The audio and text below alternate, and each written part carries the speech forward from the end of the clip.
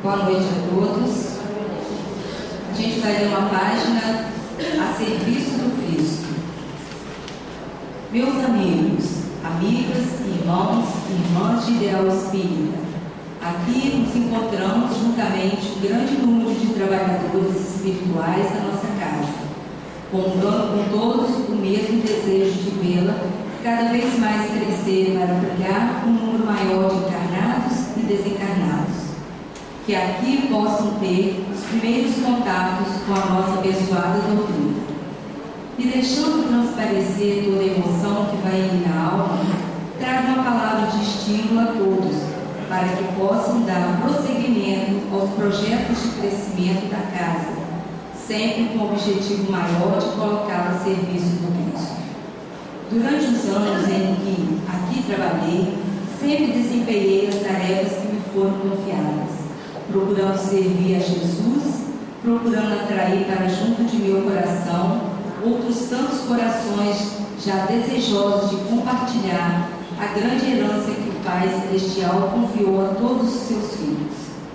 Sempre procurei incentivar todos a trabalharem os melhores sentimentos em suas almas, para que pudessem conviver um com os outros, para que dessa forma, na convivência, pudessem de fato erigir não apenas as paredes materiais de uma casa, mas acima de tudo edificar a vibração constante do bem entre essas paredes. Por isso, quanto é importante guardarmos em nossas almas os bons momentos vividos e compartilhados. Como é bom relembrar junto a todos, principalmente nos momentos de dificuldades, de lutas, quando todos passam por aflições, por lutas ainda necessárias em suas vidas.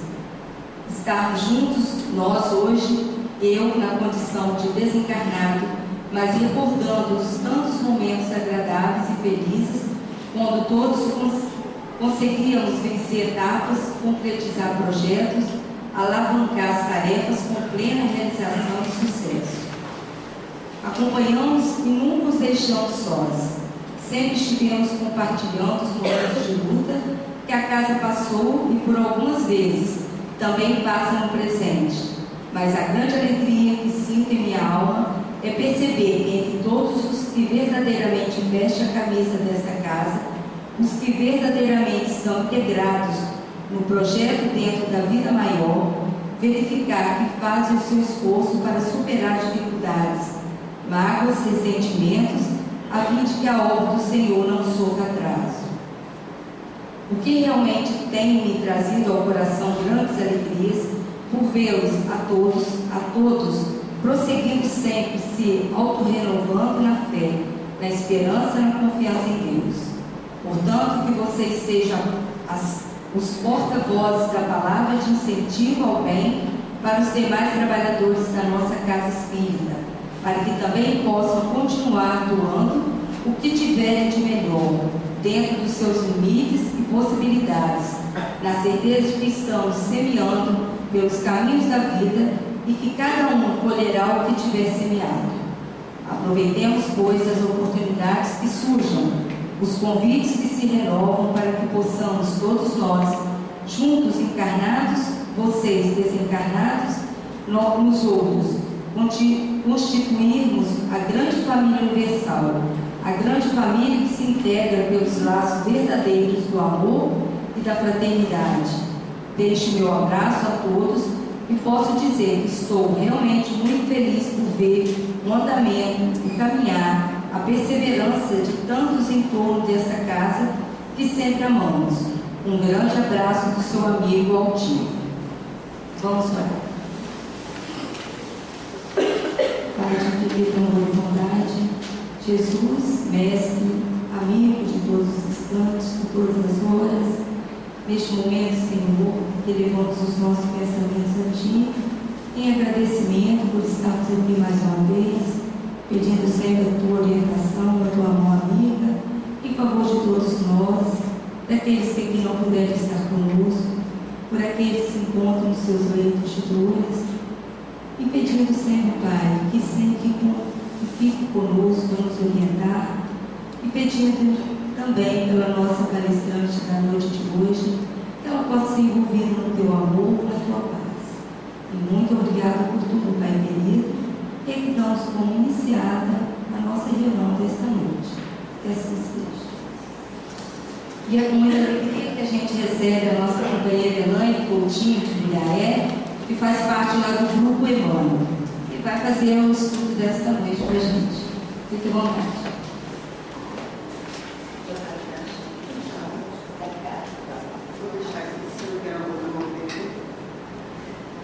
Meus irmãos queridos, que Jesus nos abençoe. É uma alegria enorme, imensa retornar a essa casa depois de tanto tempo e num ano tão feliz, não é, irmãos? De 90 anos de trabalho. Eu me sinto muito honrada, muito compensada, feliz de poder estar aqui novamente, vendo uma casa física renovada, mais bonita, e vendo a casa espiritual sempre em movimento, né? Nessa dinâmica abençoada que sempre caracterizou os trabalhos desta instituição. E nós que trouxemos uma proposta de nos aproximarmos de Francisco de Assis nessa noite, nós começaremos citando Paulo, quando ele escreve a segunda carta à comunidade de Corinto. E é importante lembrar que Corinto, à época, era um local muito parecido com as grandes urbes da modernidade. Corinto era exportadora do bronze. Corinto, dominada pelos romanos, era uma capital da velha Caia, hoje Grécia, que o luxo, o poder, que todas as questões de ordem física, elas eram valorizadas. Alguns estudiosos, pesquisadores, além da referência das próprias cartas enviadas para a comunidade, nós colhemos as informações que Corinto ela era próspera, qualquer centro, grande centro da atualidade. Mas, por outro lado, se a ostentação, se o poder, se o luxo, se o mando, se o mercado, ele dominava Corinto, existia ao lado da degradação moral, da prostituição, dos desequilíbrios.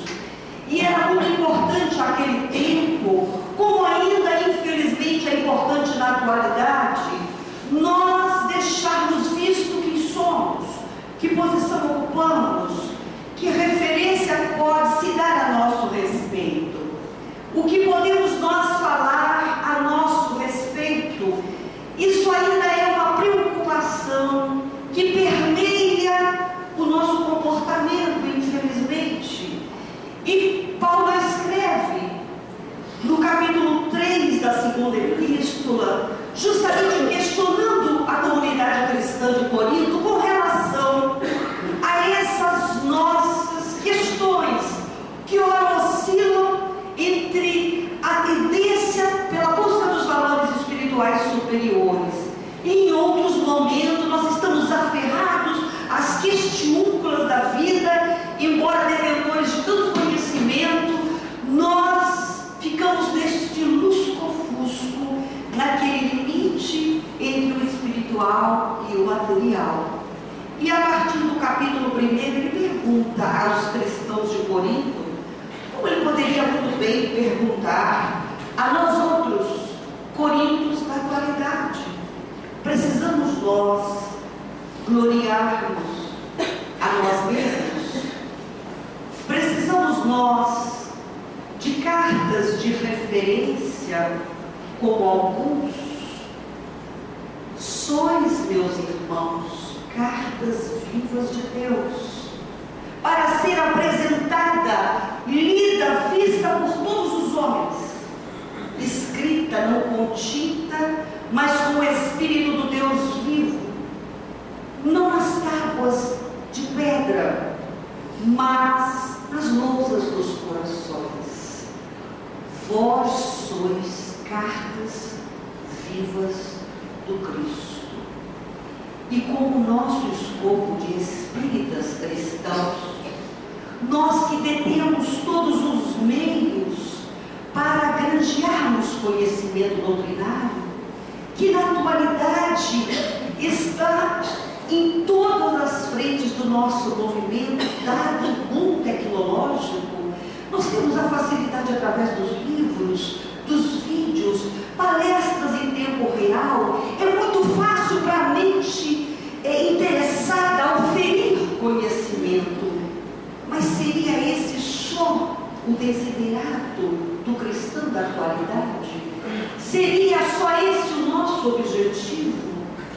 Ou será que precisamos estar nos transformando mais nesta demonstração viva do Evangelho redivivo, que é a própria doutrina espírita, não nos importando o quanto de intelectualidade nós detemos, quantos anos ou décadas nós estamos mourejando no conhecimento espírita, no trabalho espírita, o quanto nós temos nos envolvido na dinâmica dentro das nossas instituições, porque diz Paulo que o nosso trabalho essencial, ele tem que ser escrito, ele tem que ser marcado, não com as expressões da matéria, mas com o fulgor do Espírito, porque nós seríamos, através da nossa própria pessoa, das nossas próprias atitudes, a demonstração dos ideais que nós esposamos. E quem diz isso é o nosso querido André Luiz, né? Que nós somos o mais hábil secretário da própria tarefa, o mais eficiente divulgador das causas que nós esposamos. E nessa condição de ser uma carta viva, nós que estivemos nos últimos anos convivendo tão de perto com Francisco de Assis, pelas pesquisas que nós encetamos a favor do trabalho que veio a público em julho desse ano, tanto material nós temos para pensar. E sem dúvida nenhuma, ele é uma carta viva do Cristo. Ainda hoje ele é. Porque nós, quando sentimos Francisco, nós atravessamos a letra e os relatos para sentir a essência do que ele viveu. Não conseguimos deixar de ter esta proximidade com o homem real que ele foi e que se despiu e que se apartou de qualquer coisa que valorizasse o seu ego, o seu eu, a sua personalidade, a sua representatividade no mundo. E ele escreveu Frei Inácio Larralanga, o Frei Caputino, e isto foi relatado por ele, dito em determinado momento da vida dele, melhor dizendo, de Francisco de Assis, que nós somos muito hábeis em atravessar o mundo a pé, enfrentando fogo e neve. Nós podemos julgar uma sacola de ouro pela janela. Nós podemos dar o pescoço à cimitarra.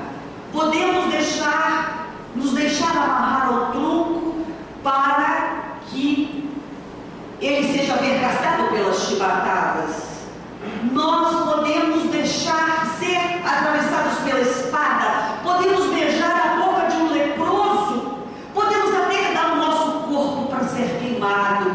E é muito interessante que nós vemos em todas as anotações da vida de Francisco de Assis, mormentes primitivas do Frei Tomás de Celano, né, a crônica dos Freis Companheiros, enfim, todos os relatos primitivos, ele repete muito o Evangelho, mas de uma maneira prática, de uma maneira real, porque ele andava a pé, ele cruzava distâncias a pé como Paulo, ele já foi vergastado como Paulo, Saulo por chibatadas, ele beijou a boca de muitos leprosos e os abraçou, vencendo uma dificuldade que ele trazia desde a juventude. E ele continuou dizendo, e a posteridade anotando, que é muito fácil, com o amparo do Senhor, nós realizarmos todas essas proezas, ou com o amparo da espiritualidade.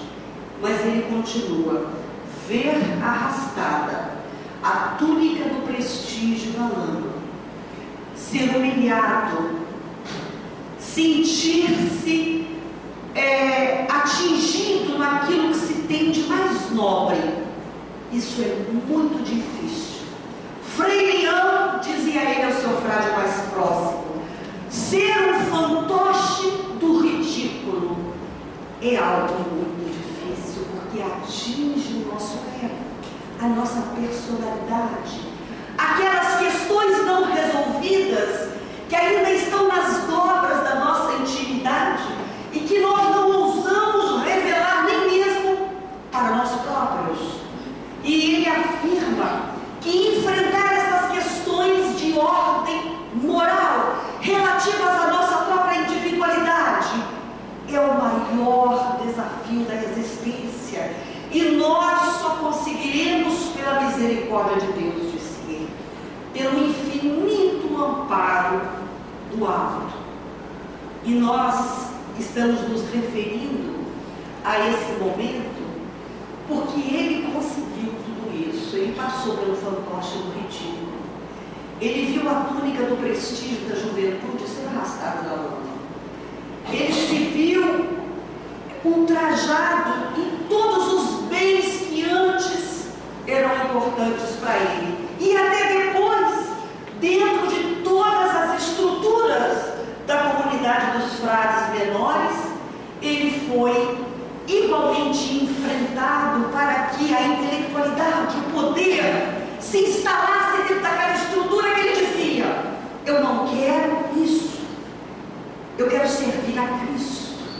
E para tanto, duas balizas se estendem à minha frente: manjedoura e Calvário. E dentro dessas duas balizas, dizia ele ao seu querido cardeal Bolino, o cardeal que era protetor da ordem: dentro dessas duas balizas eu quero caminhar, na simplicidade, na pobreza. E ele demonstrou por toda a sua vida ser uma carta viva do Cristo, que a nosso ver, tão tacanho e pequeno, significaria dizer nós refletirmos a nossa inteireza espiritual, independentemente de grandes discursos. Nós envolvermos os nossos semelhantes pelas nossas vibrações, independente de palavras persuasivas.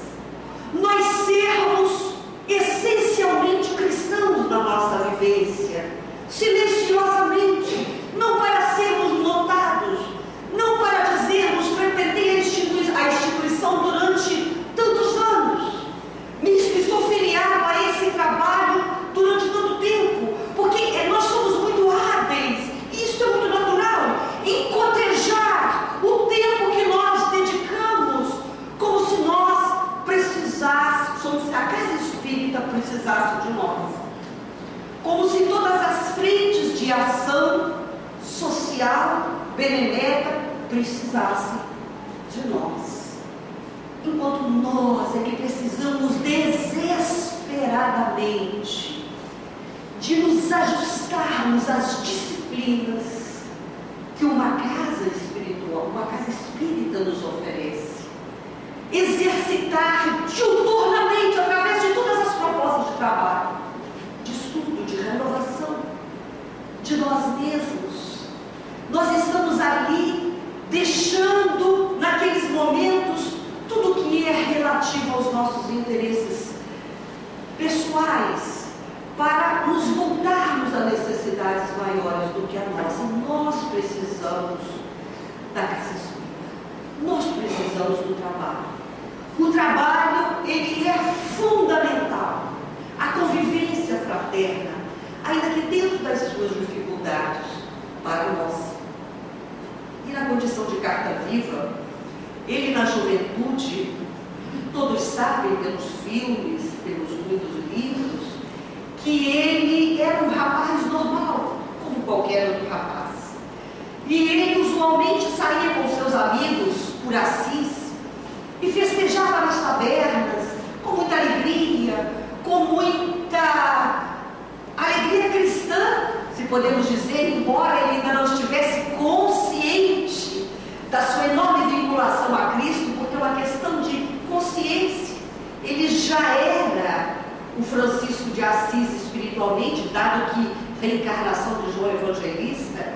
Depois eles saíam pelas ruelas de Assis, aquelas ruelas primitivas que pareciam grandes labirintos de pedras, né, com as suas residências também de pedras, cantavam, brincavam e recitavam as trovas. Ele foi criado no lar de uma mãe francesa de cultura provençal. Ele aprendeu desde o berço a amar as trovas provençais e ele admirava muito um poeta chamado Divine, e ele amava recitar as trovas desse poeta.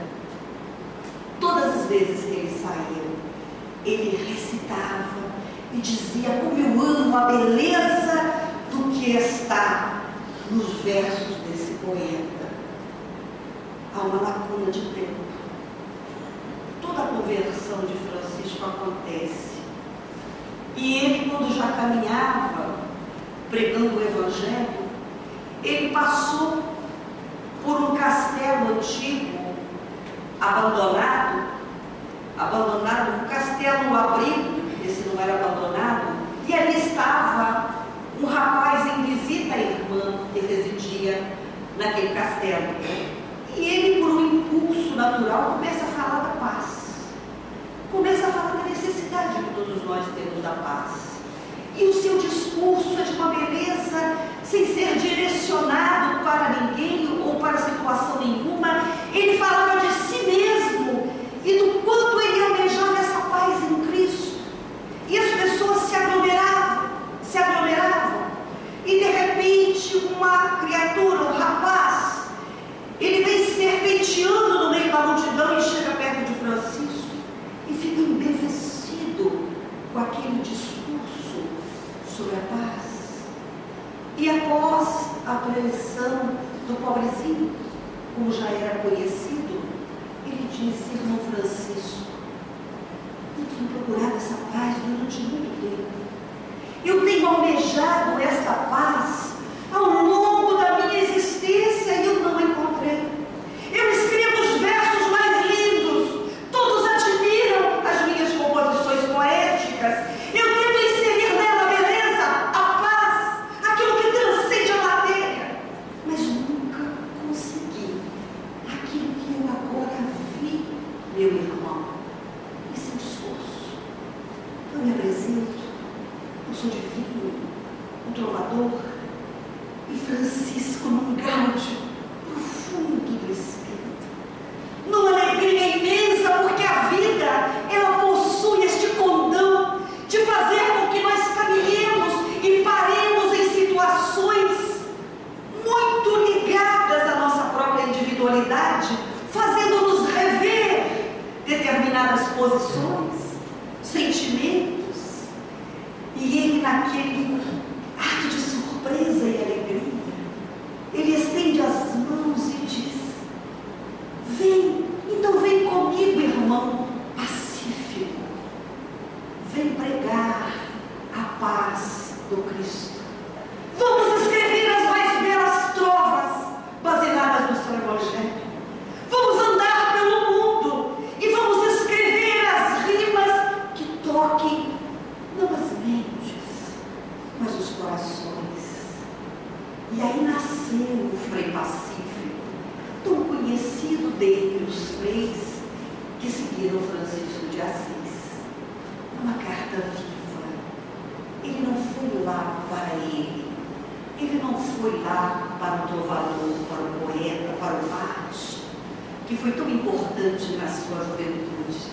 Mas a misericórdia divina faz com que, através desse magnetismo que une os afins,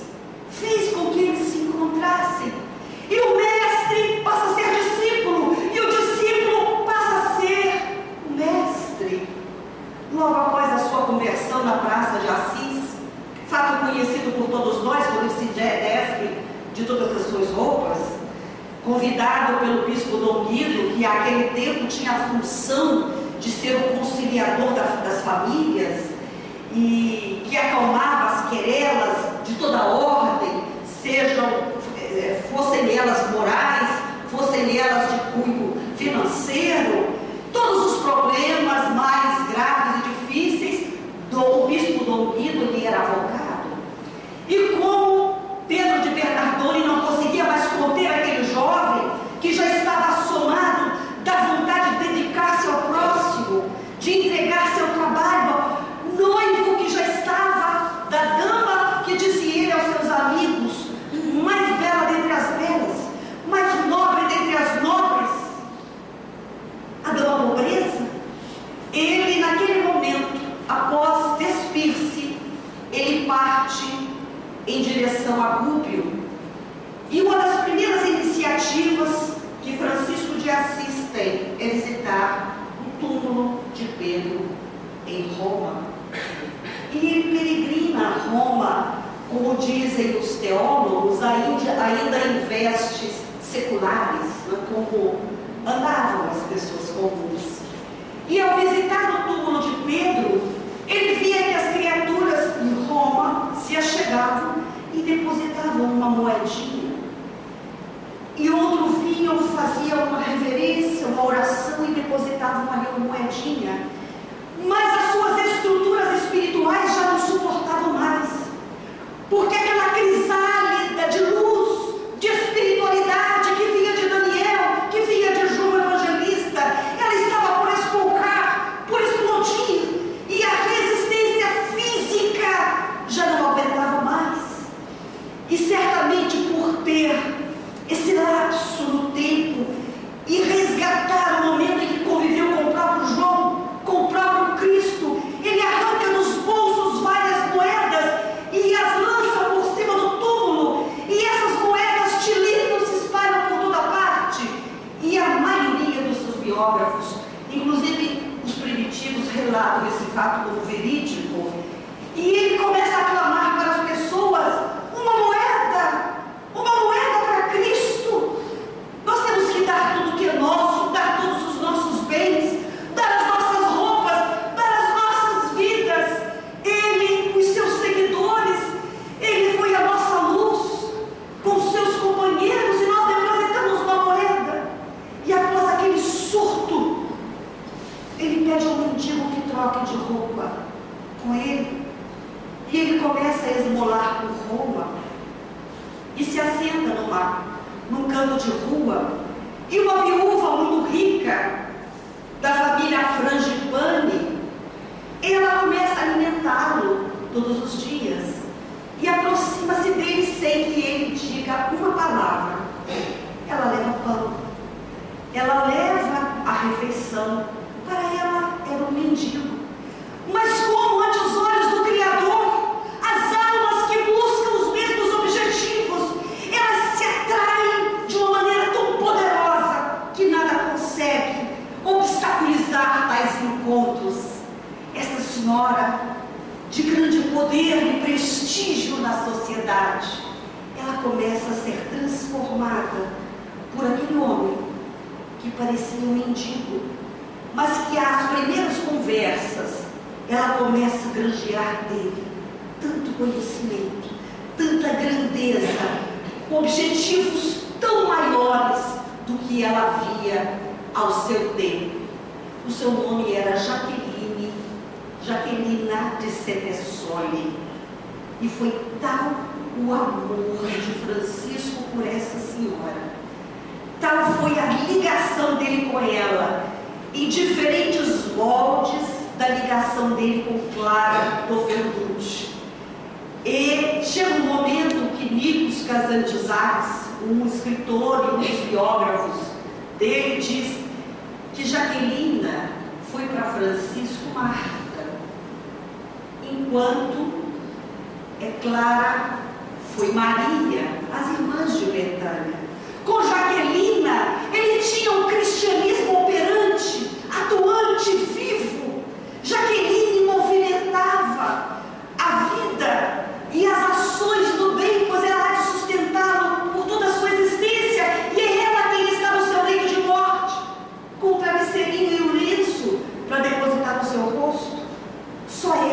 o privilégio de entrar entre os frades, coisa que não era permitida às mulheres, e para tanto Francisco dá o nome a ela de irmão Jacoba, ou Frei Jacoba.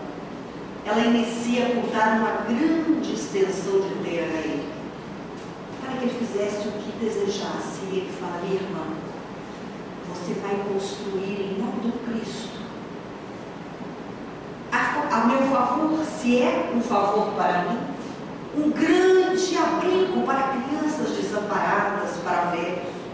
E você, por mim, tomará conta dessas terras que você me cede, e tomará conta dessas crianças.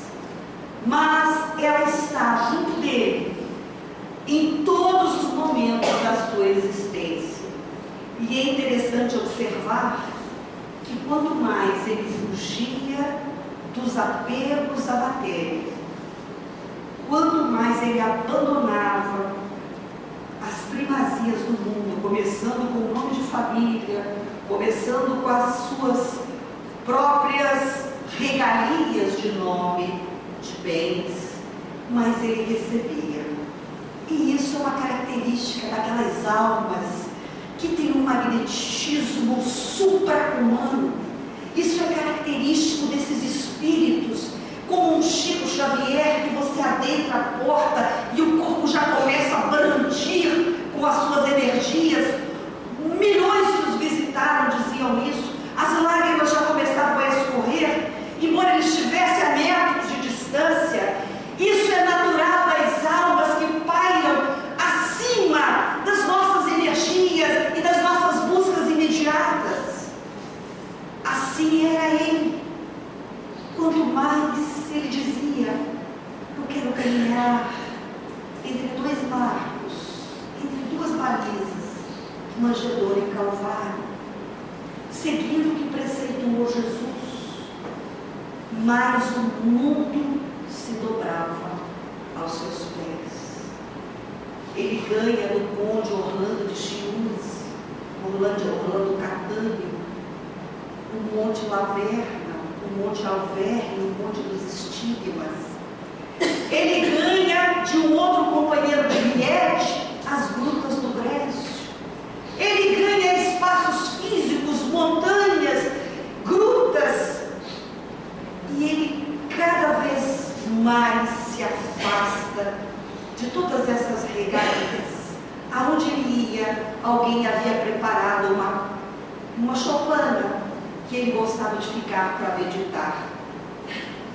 E nós ficamos muitas vezes ensimesmados, pensando na grandeza desses espíritos que já não necessitam mais, como nós, da eloquência do verbo, de nós colocarmos em ação ou dinamizar diante dos nossos semelhantes determinados requisitos de conhecimento, para que juntos, e isso é importante, nós estamos num período, para que comocionados com os relatos dos espíritos através de Kardec, para que comocionados com o próprio Evangelho, nós começamos a vislumbrar mudanças interessantes da nossa existência.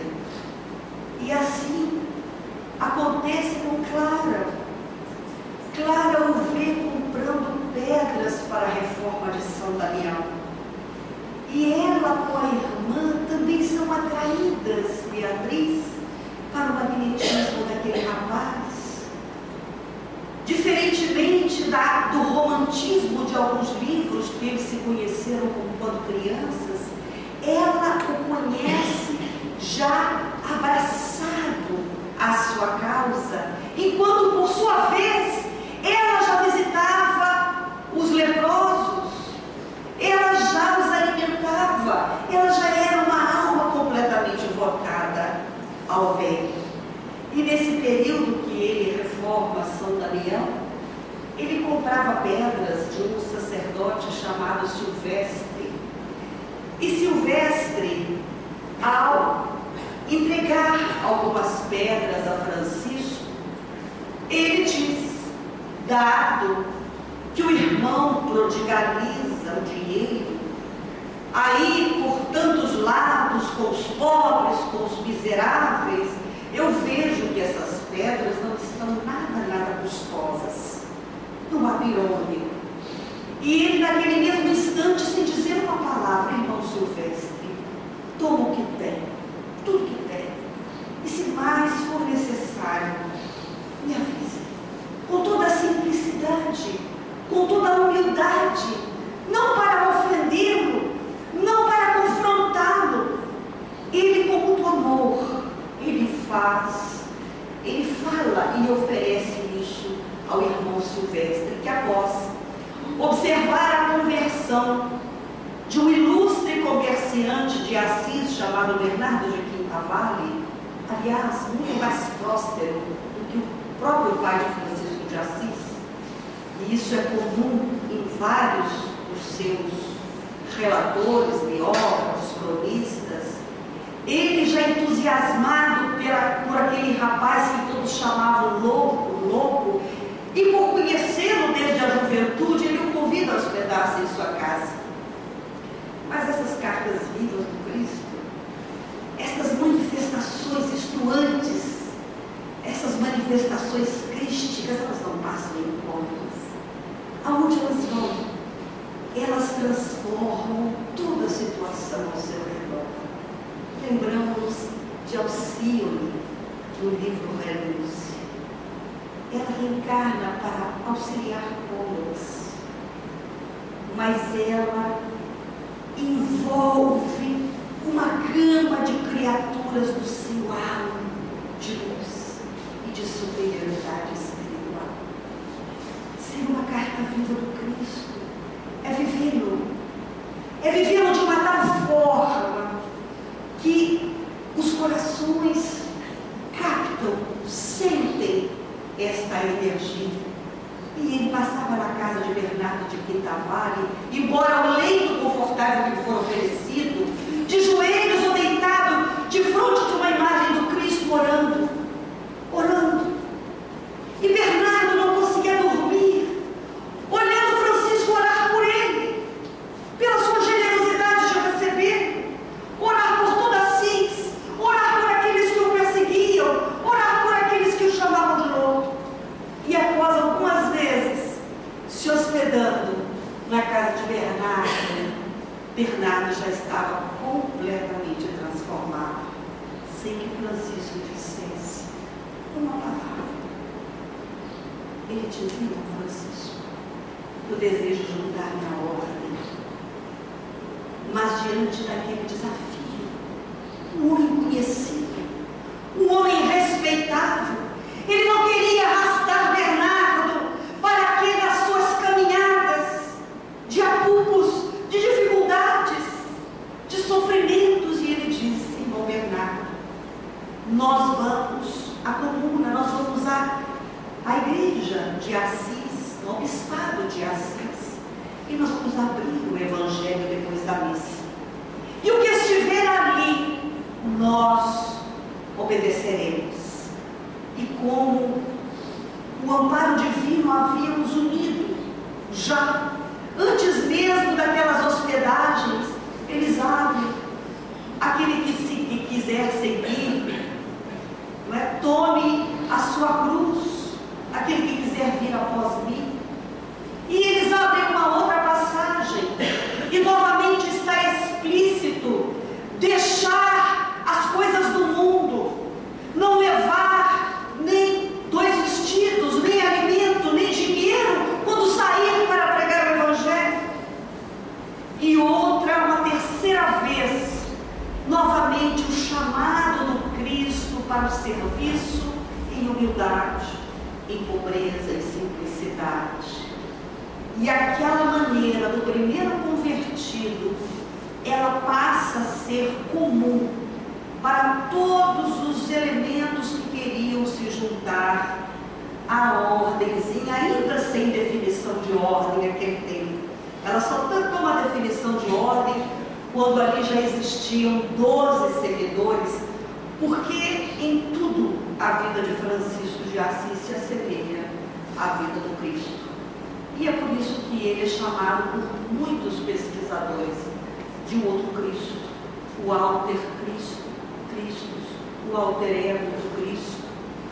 E ele, nesses 12 seus iniciais companheiros, ele utiliza do Evangelho para certificar-se de que eles deveriam realmente deixar o mundo e seguir neste trabalho que impunha, na verdade, muitos rigores às vidas deles.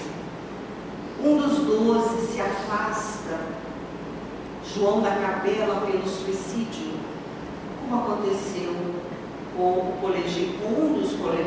um dos membros do colegiado do Cristo. Ele, no Monte Alverne, um dos maiores êxtases espirituais que o ser humano já teve na Terra. E é por isso que o instrutor Calderaro, ele afirma ser Francisco de Assis o zênite da evolução humana, o mais alto grau que o espírito encarnado na Terra pode chegar em evolução. E no momento de êxtase do espírito, o Cristo desce dentro de um serafim de 6 asas. Nós ficamos imaginando a visão, e ele se prostra de joelhos, e naquele momento ele é ferido nos mesmos locais que Jesus, à época da crucificação.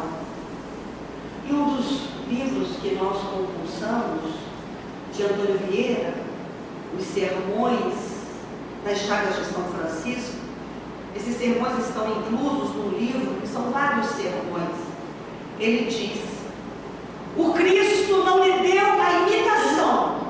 Vejam que beleza a afirmação de Antônio Vieira, mas deu a perfeita igualdade.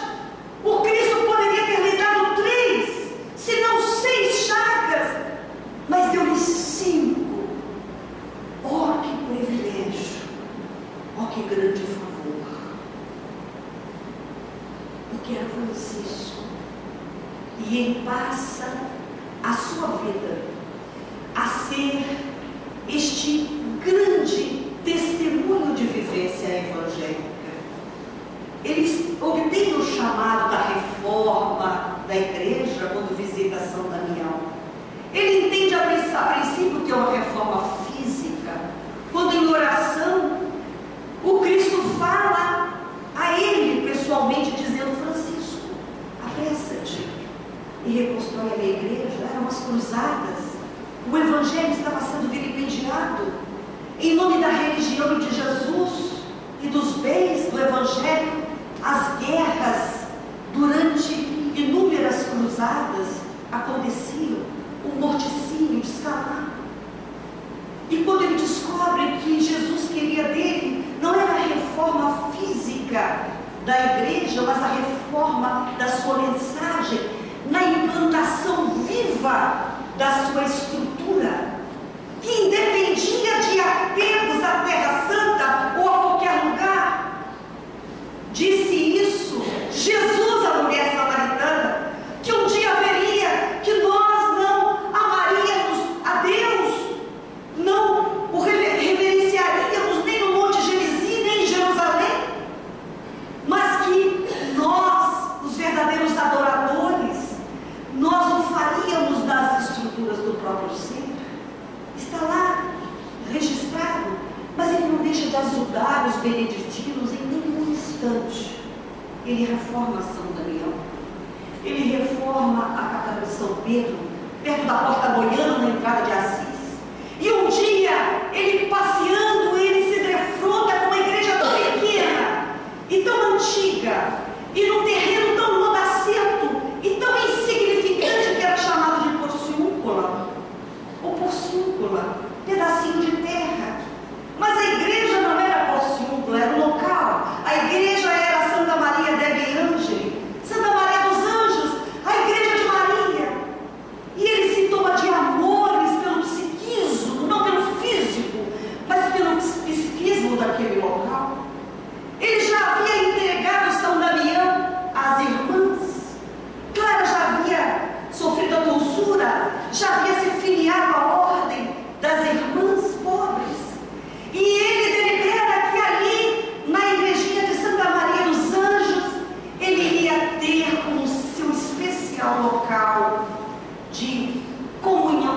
amizades, comunhão com Deus.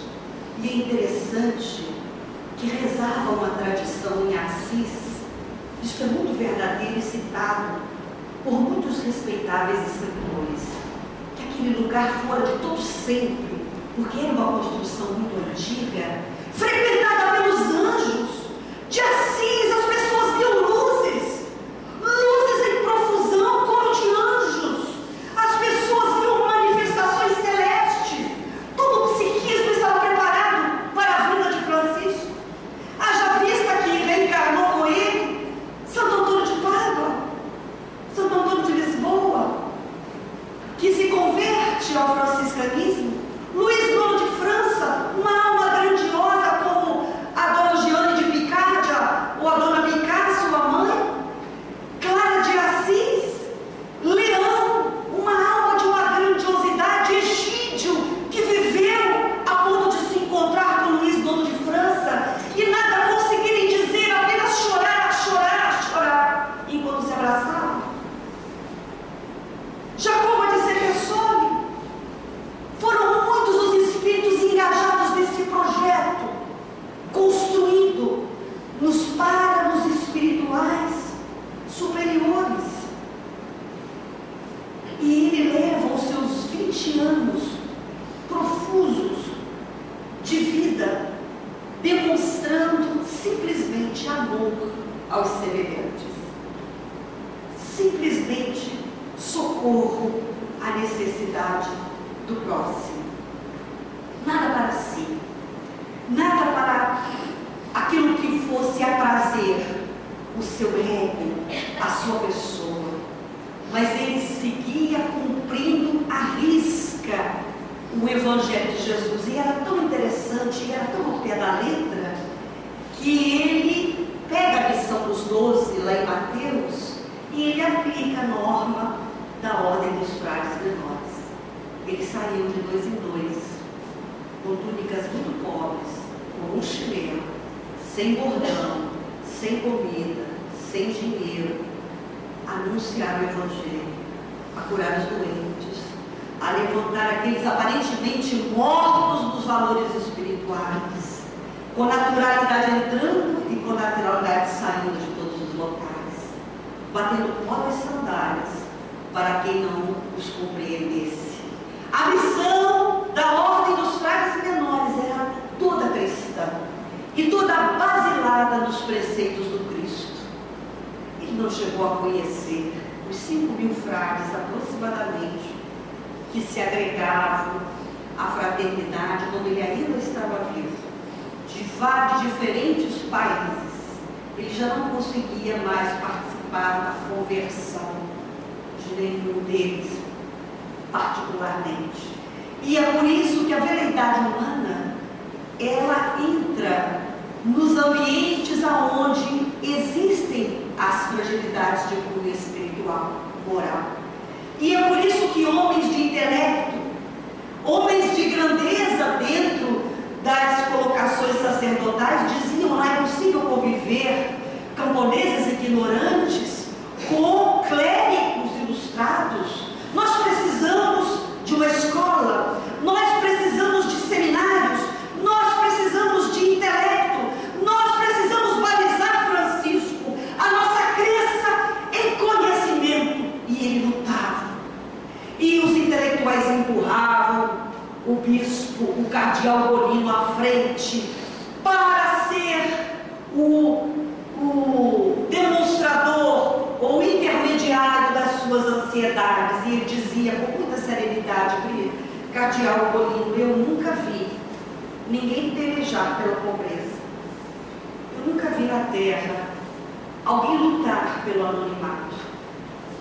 Eu nunca vi, cardeal, ninguém desejar despir-se para cobrir o chagado. Ao contrário, nas nossas frentes, na nossa mesma Santa Sé, nós temos visto tanta luta de poder. Nós temos visto o contrário.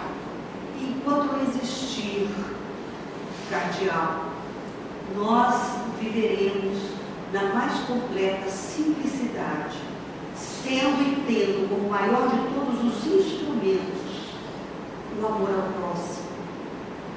desprendimento dos valores terrenos. E ele sofre muito quando vê, numa ausência sua, esses elementos modificarem a estrutura do seu pensamento. Ele sofre, ele chora. Durante 2 anos ele sofre tanto que dizia aos freis querer morrer.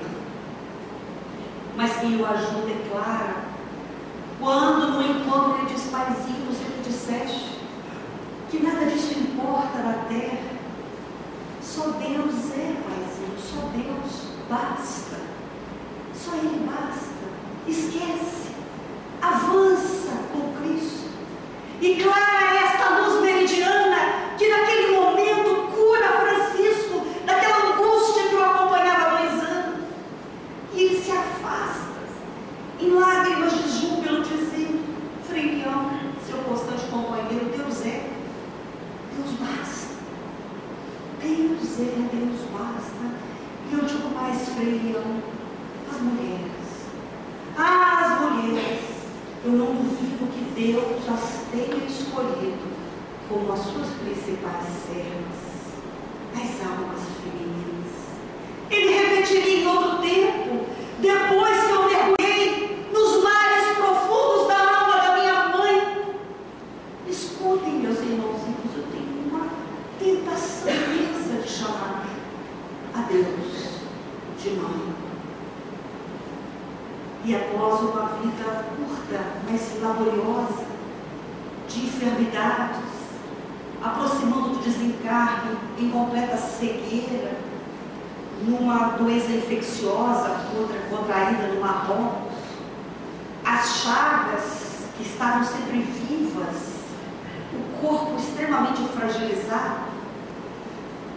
Nós não temos tempo hábil, mas temos no livro como Celano descreve fisicamente Francisco. Nós, como a Paulo, quando nós imaginamos um homem de estruturas físicas colossais, mas amplos, frágeis, doentes, corpos emagrecidos, mas a grandeza espiritual sobrepujava a tímida, frágil estrutura física.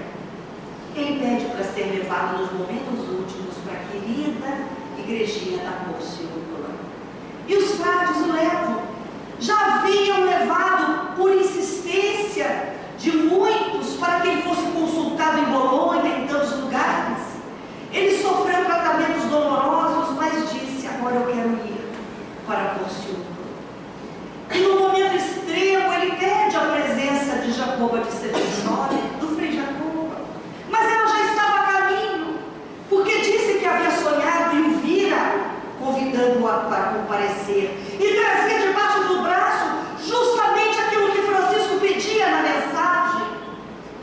Ah, as grandes almas, as almas que não precisam de palavras, as almas que não precisam do verbo, do intelecto, das demonstrações tão vivas, comuns ainda em nosso meio, que vivem e se alimentam do amor, que rompe barreiras e distâncias.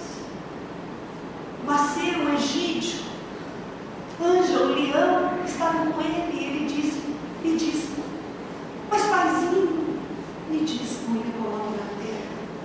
Não cheguei a esse mundo, e nu eu desejo partir.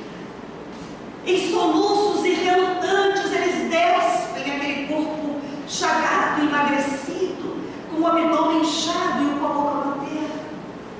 Tenta virar para beijar e não consegue, mas acaricia a mãe e irmã terra, compondo um dos mais belos poemas que nós temos notícia de Francisco. Obrigado, mãe e irmã terra, pelos teus pomares, pelos teus jardins, por seres o nosso primeiro leito e o nosso último abrigo.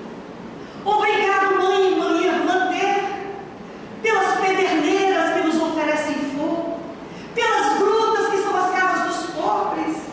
Obrigado, mãe e irmã terra generosa, que acolhe a todos nós, caminheiros da imortalidade, da eternidade. E após esse discurso lindo, os seus olhos se fixam no horizonte e ele fala: Frei Leão, que alegria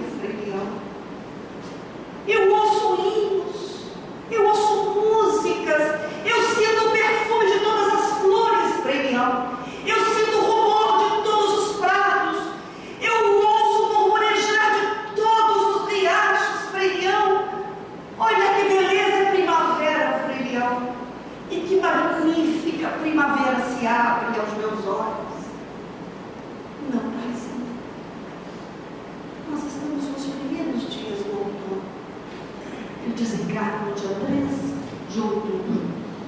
Uma coincidência igual ao Oscar dele, né? E ele afirma: não, é primavera, Frei Leão. Veja a beleza, o canto dos 1000 pássaros. Oh, Frei Leão, ainda hoje eu voltarei para a casa do meu pai. E eu peço, Senhor, toca a harpa da minha alma. Toca, Senhor, esta alma frágil, não importando que as cordas se arrebentem, mas extraia de mim, ó Cristo, a mais excelente melodia de amor. Ó Frei Leão, como as aves voam dos seus ninhos para as montanhas eternas, também eu almejo voltar para a casa do meu pai.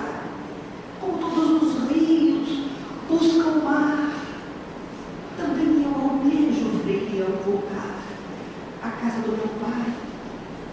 Será hoje, era 3 de outubro, que para ele era uma alegre primavera, e ele afirma hoje: não começou, meus irmãos.